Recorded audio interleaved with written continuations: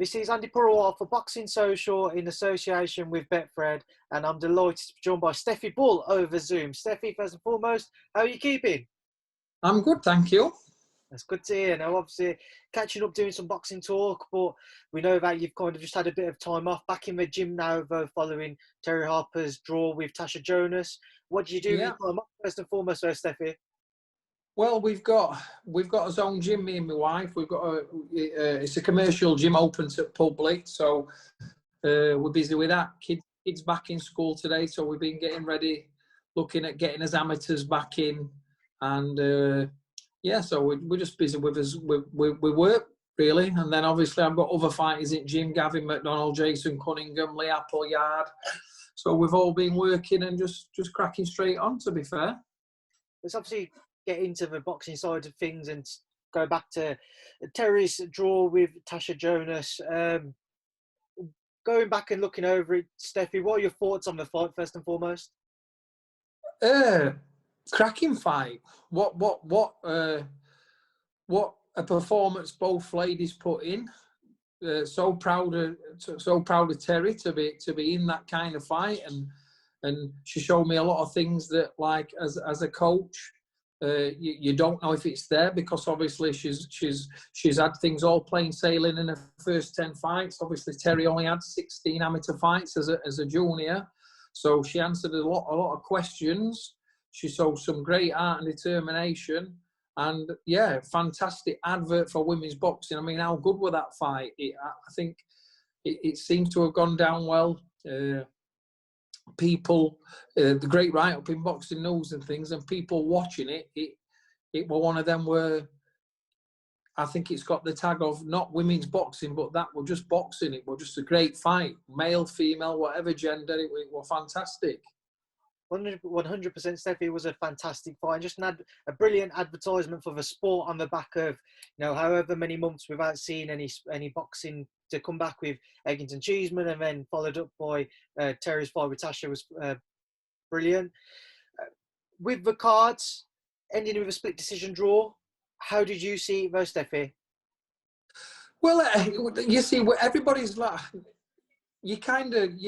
when you're on the night, you're fixated in what you're doing and things, and you become biased towards your fighter.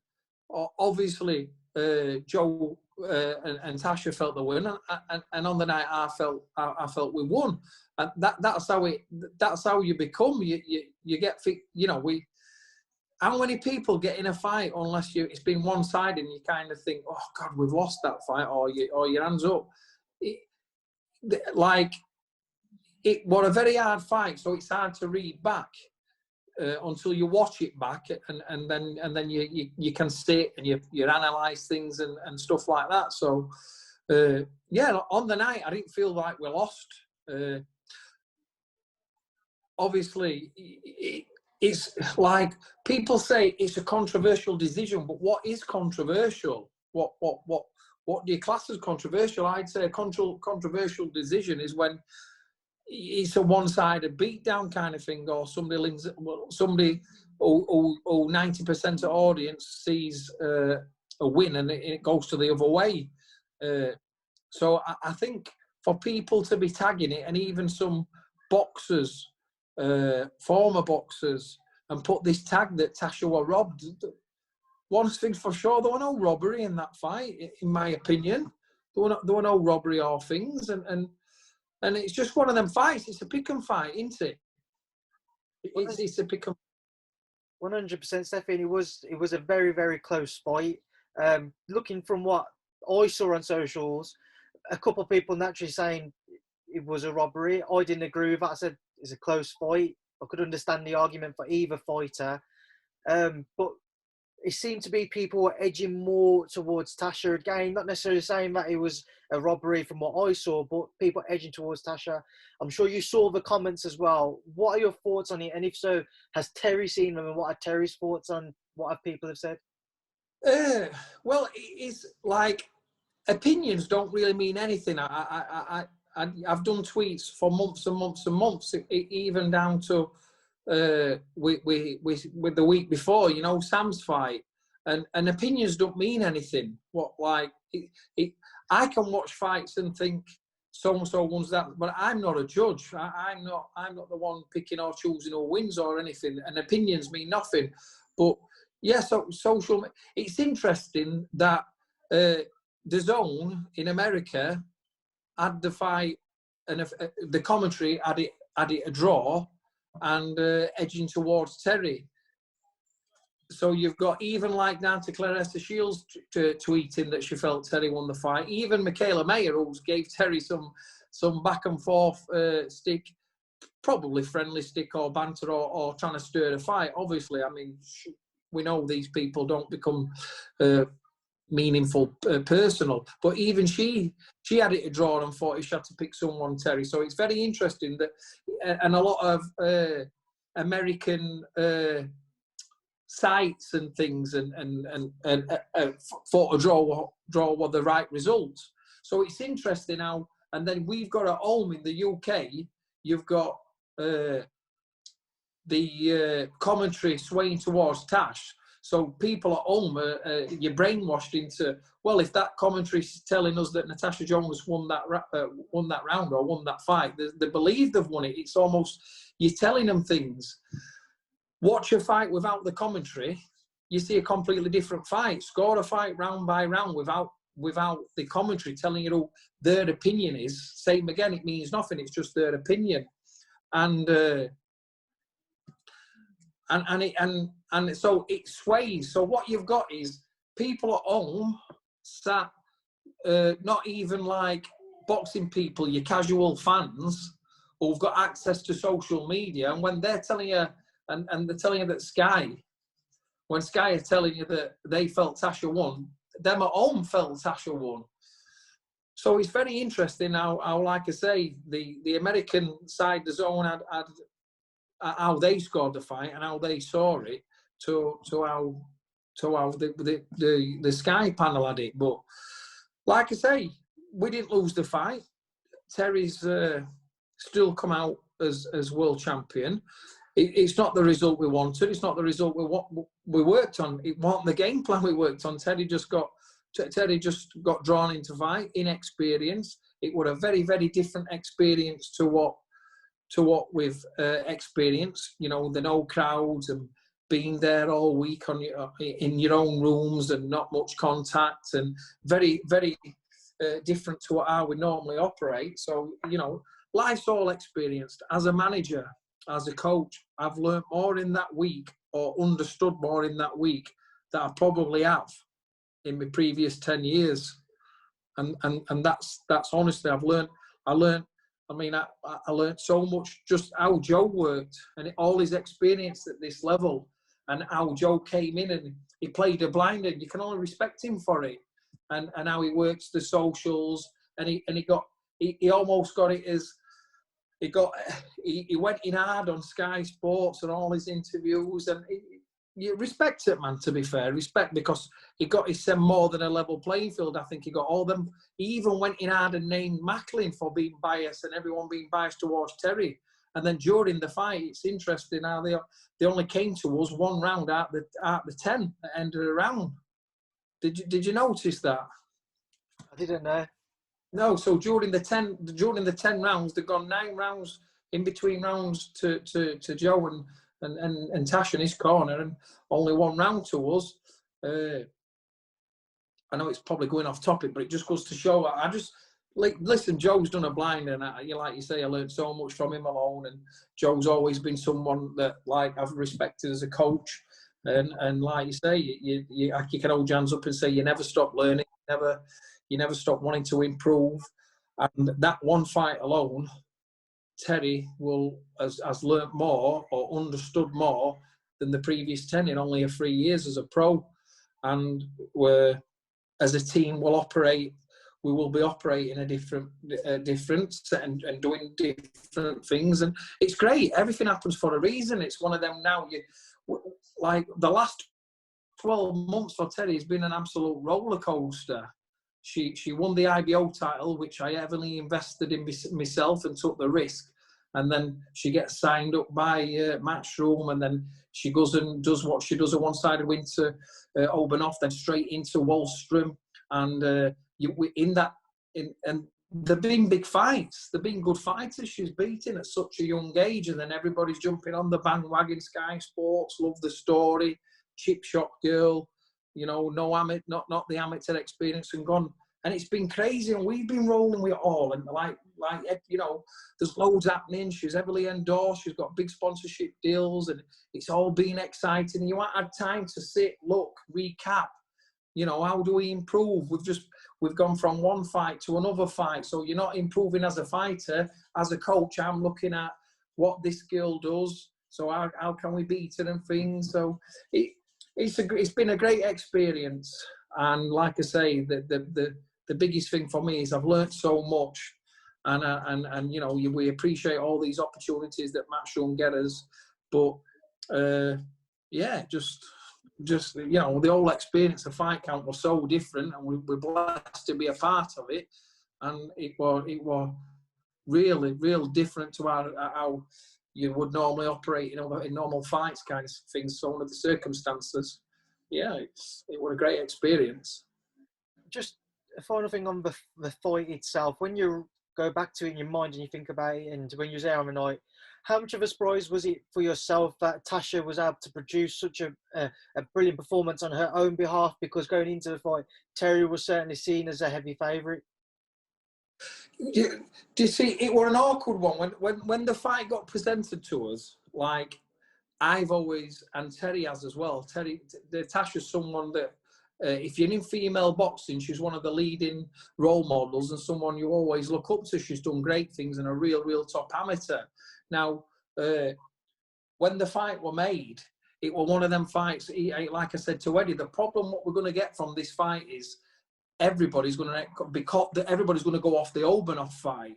So whereas Natasha obviously had a bad day at the office, and Terry made it look so easy. So we're in a situation where it was a no-win for Terry Harper, because if she were to win and were to blow Tasha away, then it was expected. That's nothing. It was expected. And then you go in and you go have life and death with Tasha, and it's, oh, well, what are you doing?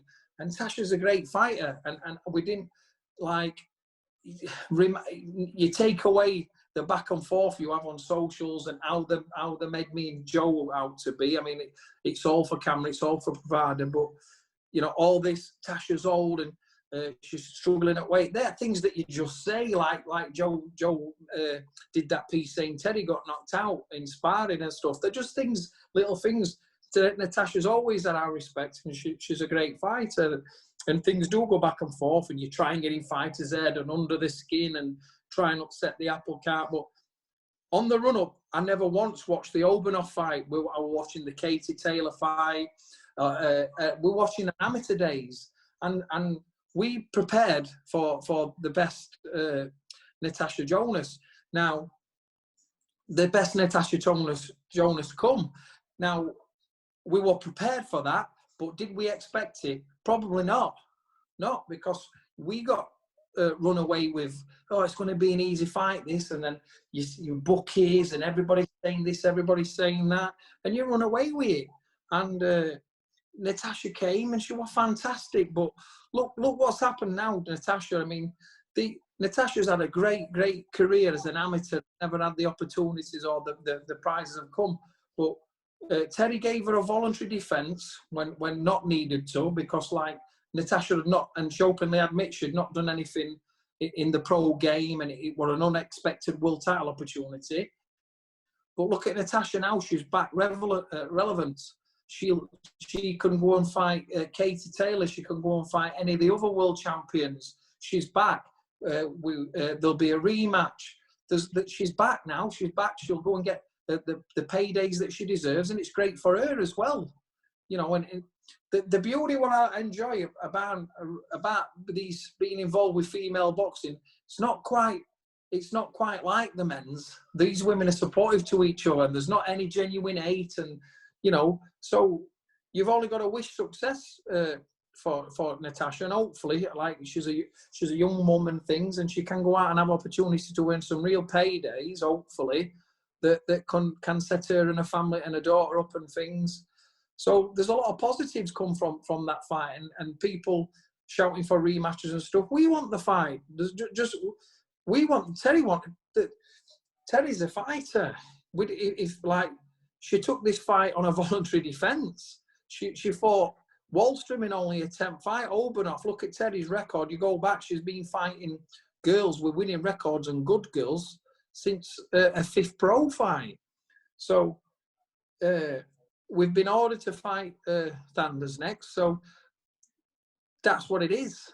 What do we do? You know, Katarina Thanderz is next. She's getting her opportunity, so she'll get all our full concentration now, and hopefully Natasha can go and get a good fight and a good win, and it just builds and builds. It builds momentum, and it'll build a fight, and both the girls hopefully get paid when it happens again. Get paid the readies that they both deserve. Something I was about to ask you about the rematch. I know that Thanderz has been called by the WBC now. But yeah. As soon as the first fight, but as soon as the fight between Terry and Tasha had finished, the talk immediately turned to a rematch when we could see. Provided that Terry is successful against Katarina Thanderz, will there be a rematch immediately after that? Is that the plan, or would it be down the line? Thoughts? Well, there's no. We're waiting for Eddie now to send us over. Terry's sending over as a plan. He's going to be sending over as a plan, and then we'll see what the plan is. But Natasha Jonas is definitely in the plan. The return's there. We want the return and things. It's not, nobody's shying away from anything here. But first and foremost, it's like she's got Katarina Thanderz.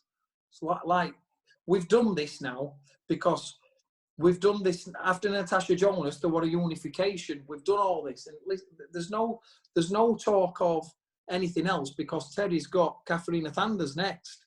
You can't, like, the biggest thing that you've learned. There's nothing else that matters now. The fight was fantastic, but it's done, isn't it? So I've got a 23-year-old girl. I've got to get ready for Katarina Thanderz, not a return. So that's what's now. That's what's next, and that's what we're going to be getting focused on the next few weeks. We should have a date and whatever else. Nothing else will matter. Get that fight out of the way. Then we'll see what else is there. But that's the biggest thing that we've got to change. Forget everything else, one thing at a time. But in the plan, of course we want a return. Moving forwards and on to Thanderz, Stefy. What are you expecting from that fight? What do you expect from Katarina? And is she a tougher opponent or opponent than what Tasha was? Well, it's different styles, isn't it? Obviously, Natasha's a well-schooled and a top athlete. She's a southpaw. Everything's totally different. It's totally different styles. Thanderz comes in from a crouching style. She's tough, undefeated in 13. She's full of beans. She's WBC interim champion. Another undefeated fighter that's genuine world class. So it'll be a different type of fight, but it's an hard fight. It's another. Look at Terry's fights since she's been, Obernoff, Wallstrom. She's not getting easy fights at such a young girl, and that's she'll get better for this. But this is an hard fight. It's not a foregone conclusion. It's an hard fight, and so we've got to get fully focused. And we're not too deep into it at the minute because we're probably a couple of months away, maybe November, end of November, early December. We're just waiting for official dates and things. But yeah, it's a good fight, and it's a great fight for Terry. But it's not a foregone conclusion. They're not. It is an hard fight. So she's totally different to Natasha. So yeah, it's one that we've got to be fully on the ball with.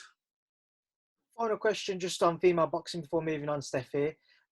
We've obviously seen the Tasha Terry fight. We saw Pursuing Taylor too. Courtney Ball, McCaskill, Brockhouse, since boxing's returned, some brilliant matchups. Is this the time now for any female boxer, but certainly the likes of Terry, amongst others, Katie Taylor and what have you, to capitalise on the interest that's around it and to really kind of set themselves up for years to come? Well, what you've got is, it's been a great month, and to be fair, it probably couldn't have gone any better. You've got Terry and Tash that headlined.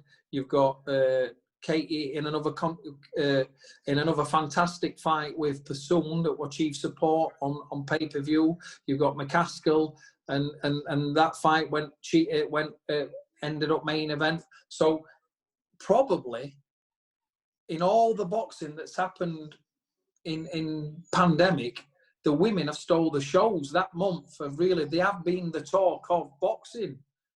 Who would have thought this? And I think so. This month in August has kind of said it all. To be fair, where women boxing's at the minute, where it's leading.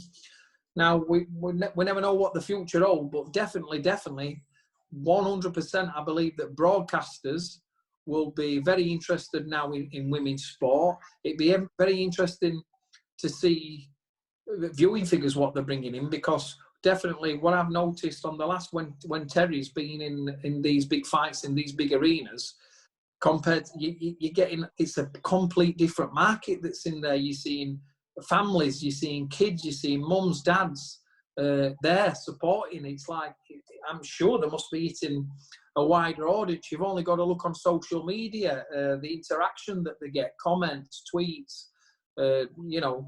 So it's a fantastic time for women's boxing, and I think it will only grow and grow and grow.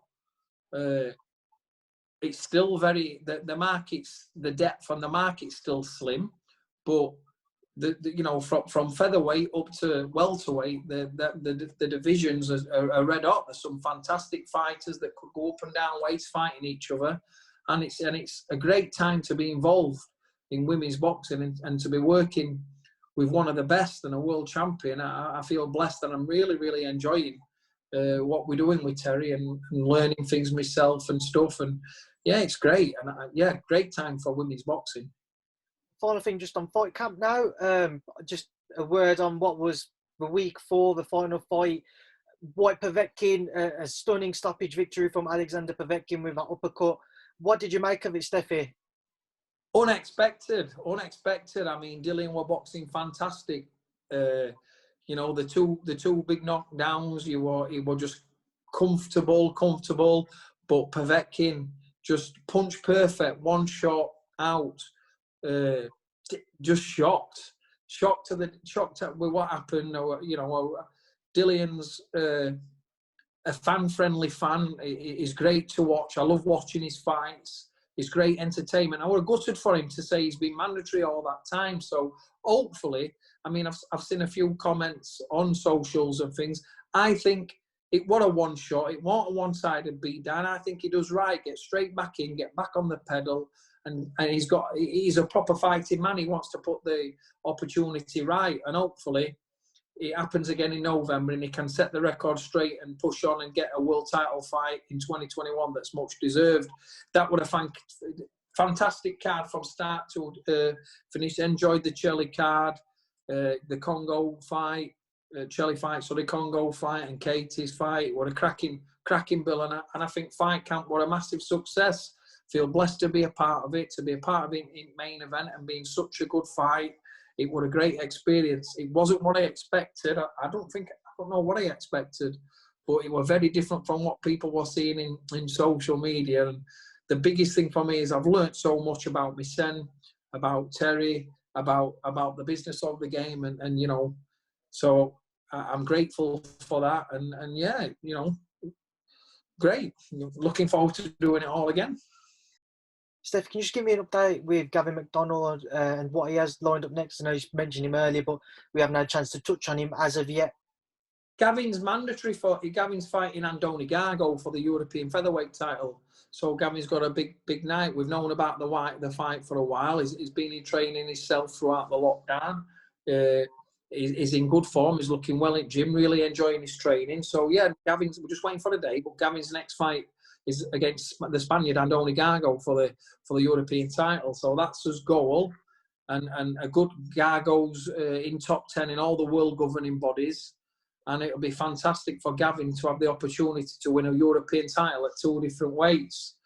But one we've not talked about, and I'm sat here and we got beat up about talking about the Terry and Jonas fight and other bits and bobs, is MAXI HUGHES. People forget I managed MAXI HUGHES. Oh, I mean, that is a brilliant victory for him, yeah. Was that the biggest upset in the pandemic? It's got to have been. 100%. I mean, what did you make of his victory over John O'Carroll? So this is how it gone. I'd gone from Terry's fight on the Friday night. We drove straight home early hours Saturday morning, packed a suitcase, got on a flight, me, Terry, my wife, and Terry's girlfriend and my kids.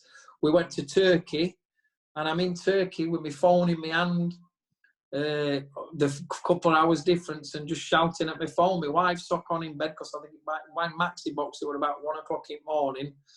And so proud of Maxi, mate, because there's one fighter that's done it the hard way. Is Maxi is so easy to manage. He's never once turned a fight down. He's gone away in the away corner, took opportunities, come up short. He's a fantastic role model. He's stuck at the game. I think it's almost 10 years as a pro now. And for him, when that fight were offered, I messaged him. And with the messages on my phone, I said, "Maxi, you'll not believe it." I said, "I've got you a great fight, and you can win this." Who is it? Who is it? I said, "But let me just explain. He's not." And when I said it, he phoned me straight up. "You got me that fight. Let's do it. Let's do it." So I was very surprised because Carl's a fantastic fighter coming off a great win as a main event with Scott Quigg. And I'm like, why are they taking this? Surely he could just sit, pre-pack, just sit, get the pandemic over and get a world title fight.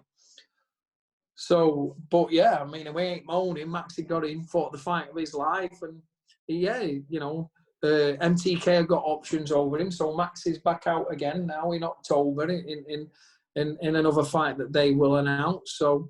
So excited, and yeah, what a win that was. So yeah, chuffed. How much of a career-changing win will that be for Maxi, Stefy? It's massive because, like I say, Maxi's gone on and fought some great fighters in away corner for not the biggest of monies and things, and just stuck at it, mate. Just a model professional in the gym all the time. Never moan, never been hard work, never pestering. Can you get me this? He understands the game because of his experience being in that long. He's always plodded on. He's got a young family as well. He's a proper family man. He don't do social media and things. He's just like, proper Yorkshire, proper polite. And it's a game changer because now, his next fight, which they will announce, it's a very winnable fight. And then now you're talking world rankings and things. So it's crazy to think that you can come, the adversary, I think Max has got 4 or 5 defeats on his record, 20-odd wins. And it's a fine example that sometimes through all the adversary and defeats, if you want something bad enough, just keep trying because you never know what's around the corner.